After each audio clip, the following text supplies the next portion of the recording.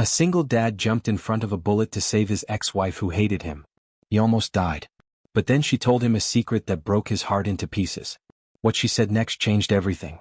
This is a story about love, pain, and getting a second chance when you thought all hope was gone. Before watching full story, comment below from where you watching. Also like and subscribe for more stories. The gun went off at exactly 9:47 p.m. Marcus didn't think.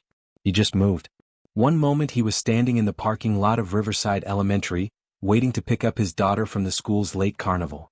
The next moment he saw his ex-wife Sarah frozen in terror as a masked man pointed a gun at her chest. Marcus's body acted before his mind could catch up. He lunged forward, throwing himself between Sarah and the barrel of that gun. The bullet tore through his shoulder. Pain exploded through his body like lightning, but Marcus stayed on his feet. He grabbed Sarah and pulled her down behind a car as the gunman ran away into the darkness. Blood poured from his wound, warm and sticky, soaking through his shirt. Marcus. Oh God, Marcus. Sarah's voice was shaking. Her hands pressed against his shoulder, trying to stop the bleeding. Why did you do that? Why? Emma, Marcus gasped, his vision blurring. Where's Emma? She's inside. She's safe. Marcus, stay with me. But Marcus was already fading. The last thing he heard before darkness took him was Sarah screaming for help. To understand why Marcus took that bullet, you need to know the story that came before. 3 years earlier, Marcus and Sarah's marriage had ended in the worst possible way. But it wasn't because they stopped loving each other. It was because of a lie. Sarah's sister Jennifer had always been jealous of their happiness. She wanted what Sarah had. She wanted Marcus for herself. So she created a plan so cruel, so calculated, that it destroyed everything. Jennifer faked text messages. She manipulated photos. She planted evidence that made it look like Marcus was having an affair with a woman from his office. She even paid the woman to lie and say the affair was real. Sarah believed it. How could she not? The evidence looked so real. I want a divorce, Sarah had said that terrible night, her eyes filled with tears and rage. Get out of my house. Get away from me and Emma. Sarah, please, I didn't do anything. You have to believe me. Marcus had begged, his heart breaking into pieces. I saw the messages, Marcus. I saw the photos. Don't lie to me. Those aren't real. Someone is setting me up. But Sarah wouldn't listen. Her trust was broken. Her heart was shattered. Marcus moved out that night. He took only his clothes and his guitar, leaving behind the home he had built with his own hands, the garden he had planted, the life he had loved. The divorce was brutal. Sarah's lawyer was vicious. Marcus lost almost everything. The judge gave Sarah full custody of Emma. Marcus was allowed to see his daughter only 2 weekends a month. It wasn't enough. It would never be enough. Emma was only 5 years old. She didn't understand why Daddy didn't live with them anymore. She cried every time Marcus had to take her back to Sarah's house. Daddy, why can't you stay? Emma would ask, her little face pressed against his chest. Marcus would hold her tight, breathing in the smell of her strawberry shampoo, fighting back his own tears. I wish I could, princess. But Daddy has to go. I'll see you soon, I promise. Those goodbyes killed him every single time. Marcus moved into a small apartment on the wrong side of town. It had 1 bedroom, a tiny kitchen, and walls so thin he could hear his neighbors fighting at night. But he didn't care about comfort. He only cared about one thing, being the best father he could be, even from a distance. He worked 2 jobs to pay child support and save money for Emma's future. During the day he worked construction. At night he drove for a rideshare service. He barely slept. His body ached constantly. But none of that mattered. Every penny he earned went into 3 places: child support, Emma's college fund, and gifts for his daughter. On the weekends he had Emma. Marcus made sure they were magical. He couldn't afford fancy restaurants or expensive toys, but he gave her something better: his complete attention and love.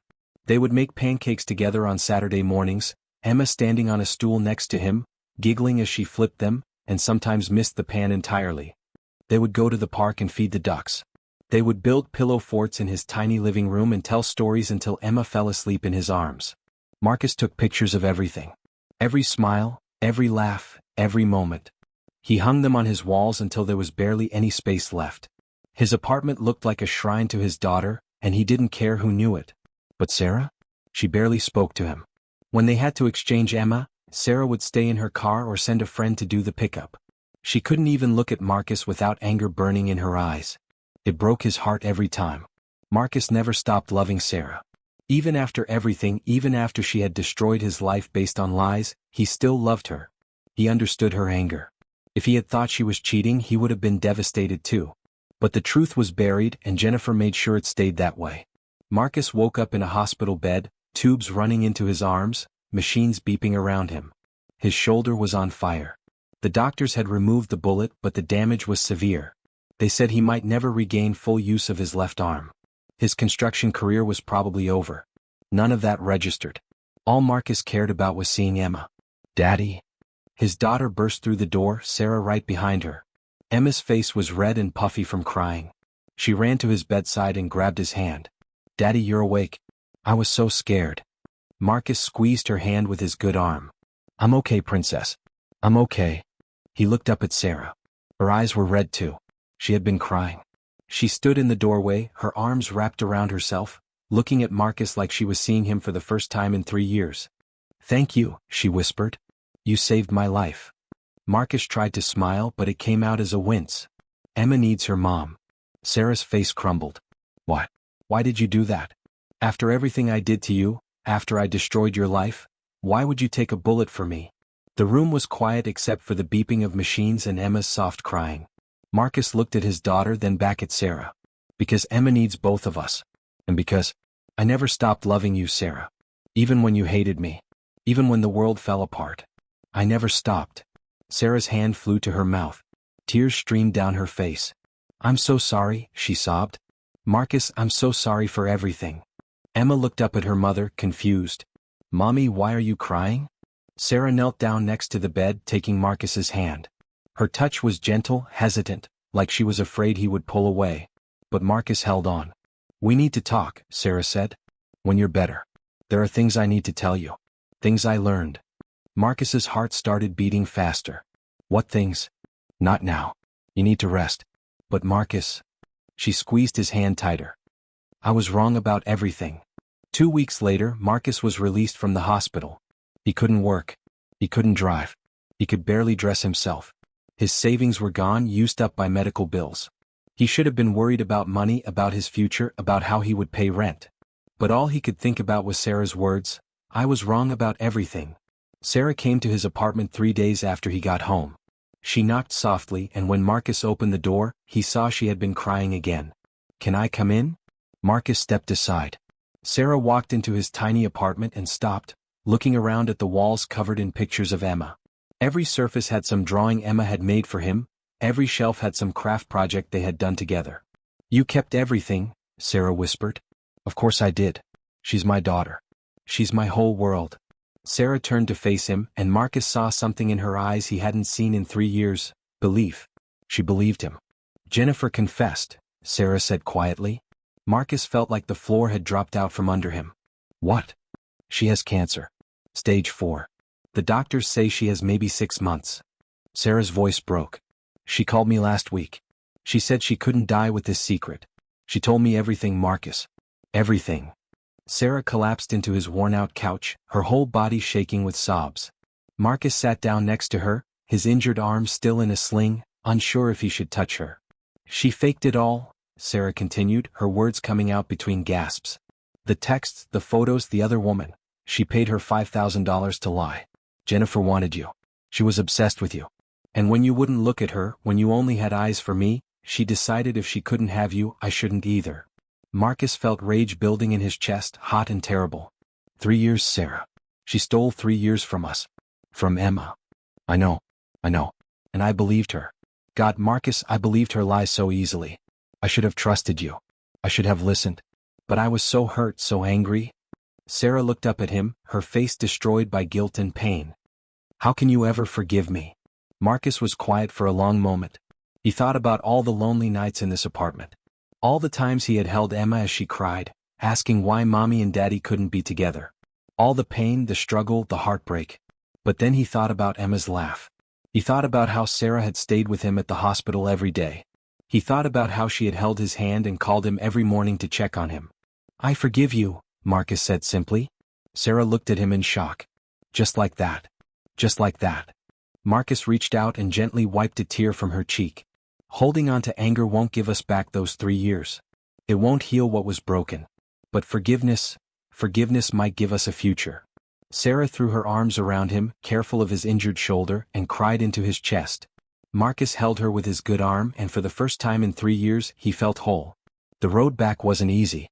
Forgiveness was just the first step. Sarah insisted Marcus move out of his terrible apartment. You can't even lift your arm. How are you supposed to take care of yourself? But Marcus was proud. I'm not taking charity. It's not charity. It's what family does. That word, family, hung in the air between them. Finally, they compromised. Sarah had a guest house in her backyard. It was small but comfortable, much nicer than Marcus's apartment. He would stay there while he recovered, paying what little he could manage. Emma was overjoyed. Daddy's home. Daddy's home, she sang, dancing through the house. Not in the main house, princess, Marcus explained. Just in the little house out back. But you're here. You're here every day. And he was. As Marcus healed, he spent every day with his daughter. They would have breakfast together. He would help her with homework, though writing with his left hand was still difficult. They would play in the yard. Sarah watched from a distance at first, unsure how to act around Marcus. The man she had spent 3 years hating was now living in her backyard, and she was remembering why she had fallen in love with him in the first place. Marcus was patient with Emma, even when she was cranky or difficult. He listened when she talked, really listened, asking questions about her day and her friends. He made her laugh with silly voices and funny faces. He tucked her in every night and read her stories until she fell asleep. One evening, Sarah found Marcus sitting on the back porch, looking up at the stars. His arm was still in a sling and she could tell he was in pain. Can't sleep? She asked. Marcus shook his head. Hurts too much to lie down for long. Sarah sat down next to him. They were quiet for a while, just listening to the crickets and the distant sound of traffic. I went to see Jennifer, Sarah said finally. Marcus looked at her sharply. Why would you do that? Because she's my sister. And because she's dying. Sarah's voice was thick with emotion. I thought I would yell at her. Tell her how much she hurt us. But when I got there and saw her in that hospital bed so thin and weak, I couldn't. I just asked her why. What did she say? She said she was jealous. That watching us together made her feel like a failure. She said she was sorry, but... Sarah wiped her eyes. Sorry doesn't give us back what we lost. Marcus took Sarah's hand. No. But we can make new memories. Better ones. Sarah looked at their joined hands, then up at Marcus's face. In the moonlight, she could see the lines of pain and exhaustion, but also something else. Hope.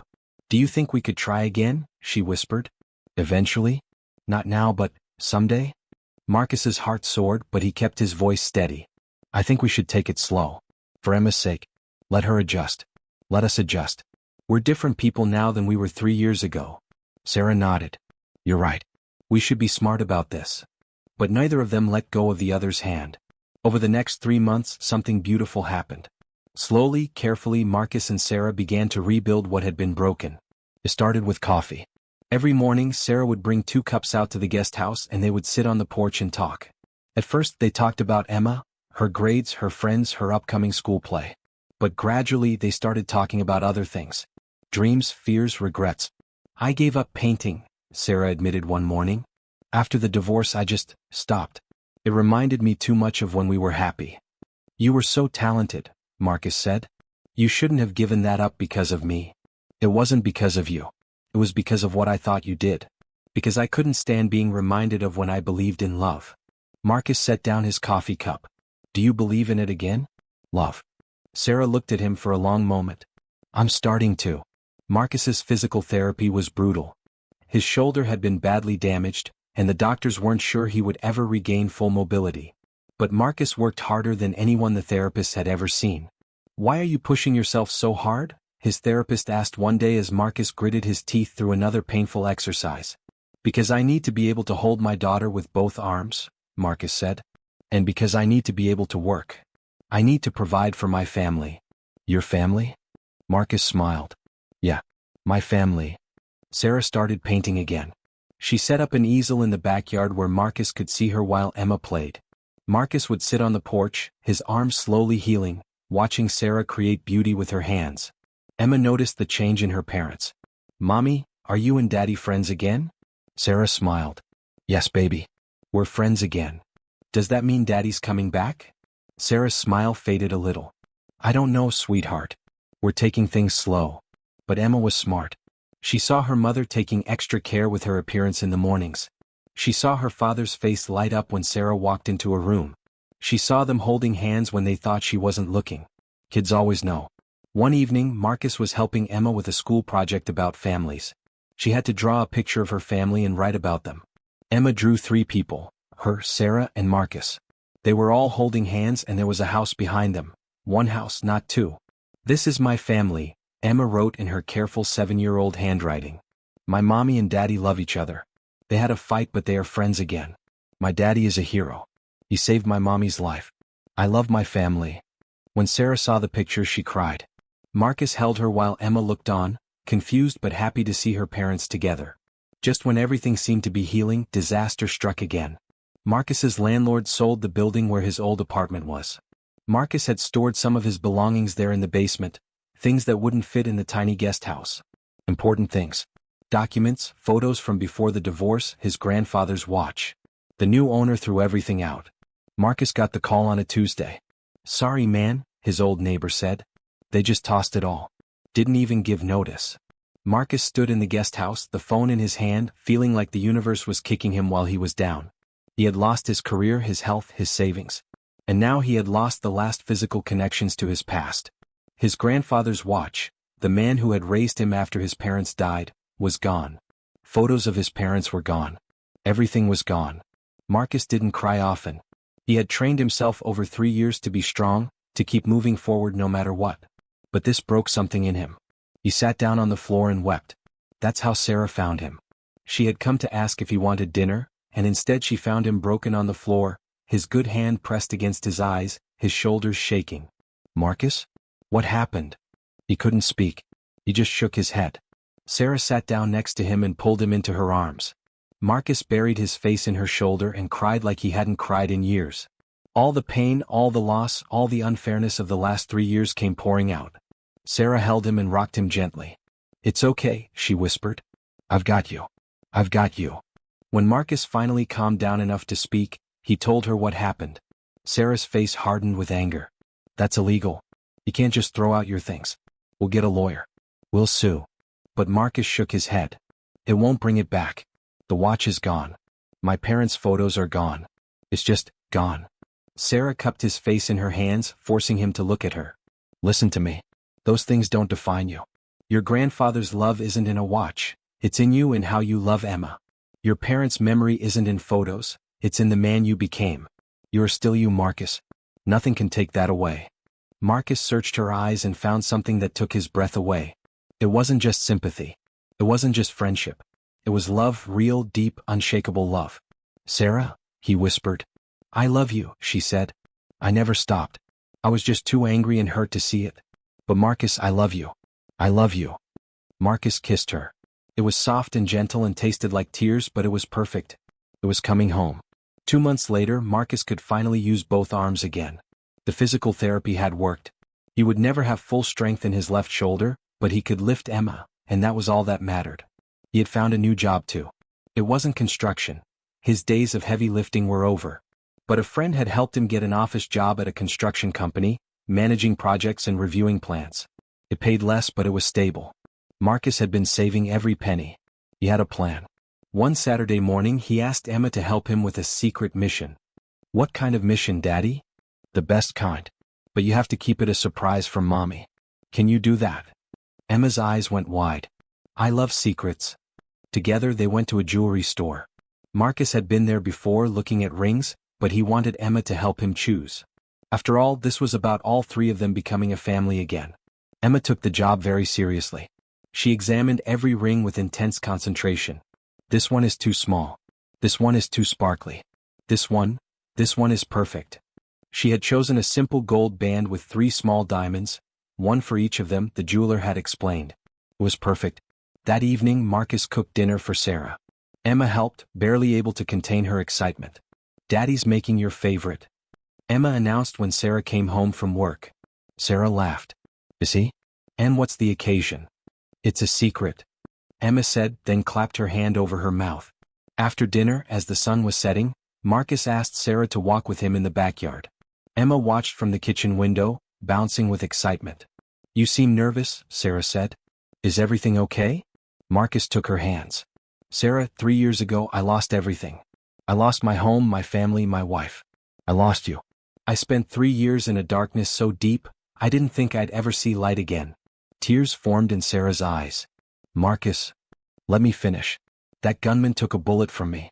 Jennifer's lies took 3 years from us. But you know what nobody could take? They couldn't take my love for you. They couldn't take my love for Emma. And they couldn't take the truth that we belong together. Marcus got down on one knee. Sarah gasped. I know we're already married. Well, we were. Then we weren't. And now? Marcus pulled out the ring. Now I'm asking you again. Sarah, will you marry me? Will you let me spend the rest of my life proving that love isn't about perfect moments? It's about showing up, even when everything is broken. Will you build a life with me again?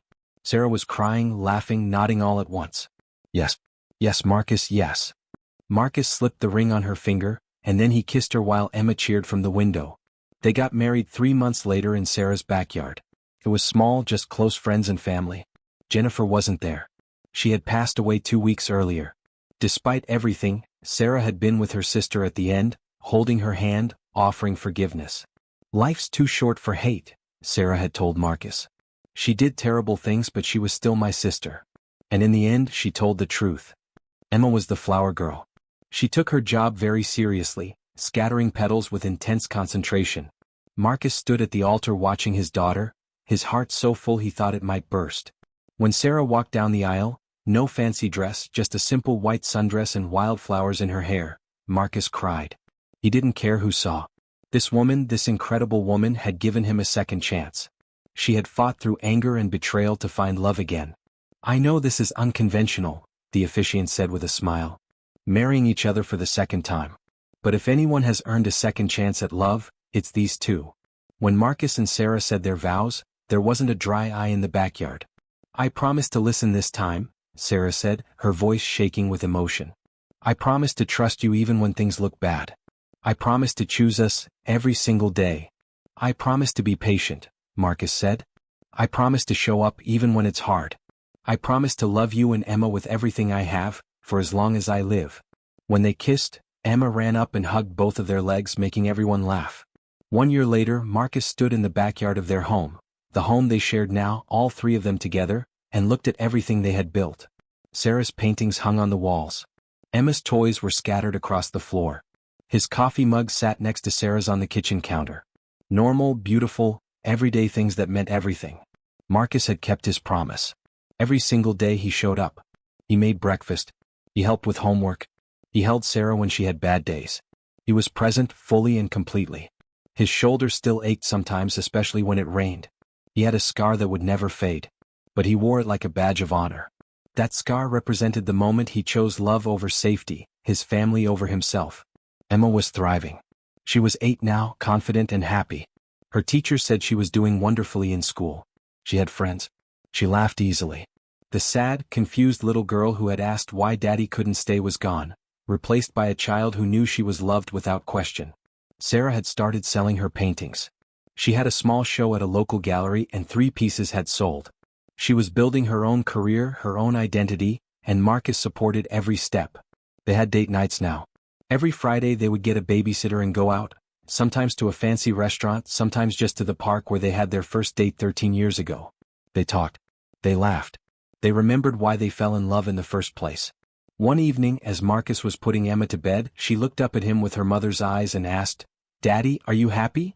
Marcus thought about the question. He thought about the bullet, the pain, the 3 years of loneliness. He thought about how close he had come to losing everything forever. Then he looked at his daughter, safe and loved in her bed. He thought about Sarah downstairs, probably reading and waiting for him to join her on the couch. "Yeah, princess," Marcus said, kissing Emma's forehead. "I'm the happiest man alive." "Good," Emma said sleepily.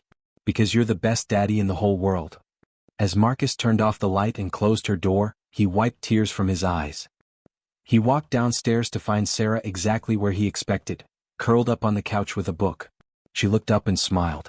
"Everything okay?" Marcus sat down next to her and she immediately snuggled into his side.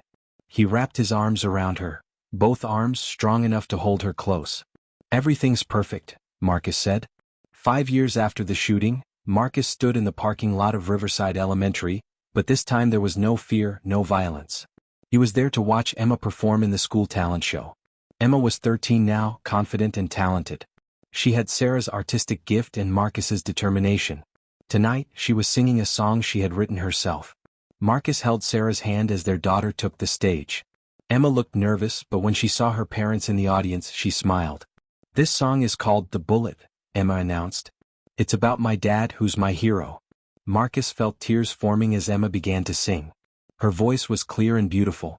A single moment changes everything, one choice to stay or run away. My hero didn't think, just moved and saved my world that day. They say love conquers all, but sometimes love takes time to heal the wounds and rebuild trust and make the broken shine. He took the bullet meant for her but got so much more instead. He got his family back, he got the life we were meant to have. A single moment changes everything, but love changes even more. It takes the shattered pieces and makes them whole once more. By the time Emma finished, everyone in the audience was crying. Marcus couldn't see through his tears. Sarah was sobbing against his shoulder. Emma ran off stage and straight to her parents. Marcus caught her in his arms, both arms strong and sure, and held her tight. "I love you, Daddy," Emma whispered. "I love you too, Princess. More than anything in this world."